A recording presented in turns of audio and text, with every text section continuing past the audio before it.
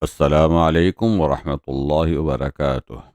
بس- بسم اللہ الرحمن الرحیم والصلاة والسلام علی رسول الکریم۔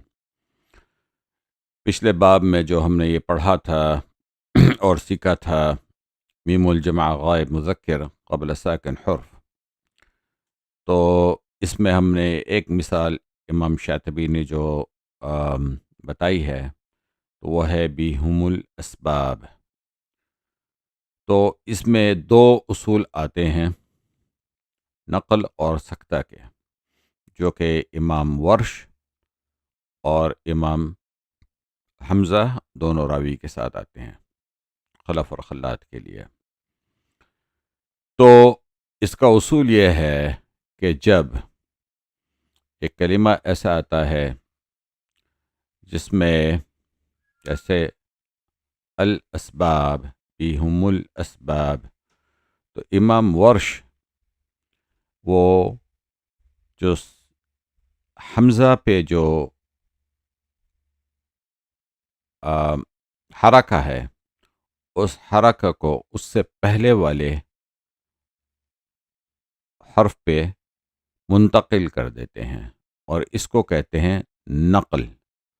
تو اس کا یہاں پر ایسے ہوگا، یہاں پر جو حمزہ ہے بیہم الاسباب، الاسباب میں اسباب میں، تو یہ حمزہ کو وہ لام پر منتقل کر دیتے ہیں، اور اس طرح سے یہ نقل کہلاتی ہے۔ ٹھیک ہے نا؟ تو وہ پڑھیں گے کما بیہم الاسباب، بیہم الاسباب، بیہم الاسباب، بیہم الاسباب۔ تو آپ نے دیکھا کہ یہاں پر لام پر انہوں نے فتحہ کے ساتھ نقل کی ہے۔ اسی طرح امام حمزہ اور ان کے دونوں راوی خلف اور خلاد، وہ ایک تو ان کی وجہ یہ ہے کہ وہ نقل کرتے ہیں جس طرح ورش کرتے ہیں، ٹھیک ہے۔ دوسرا ان کا سکتہ بھی ہے۔ تو سکتہ کیسے ادا ہوگا؟ وہ یہ اس طرح ہوگا، بیہم الاسباب، یعنی کہ لام ساکن کے بعد جو حمزہ ہے اس کے بیچ میں وہ سکتہ دیتے ہیں، بیہم الاسباب۔ تو امام حمزہ کے لیے دو وجہ ہیں، بیہم الاسباب اور بیہم الاسباب۔ اب یہ جو اصول بتائے ہیں یہ صرف ورش اور حمزہ کے لیے ہیں، کسائی اس میں شامل نہیں ہیں۔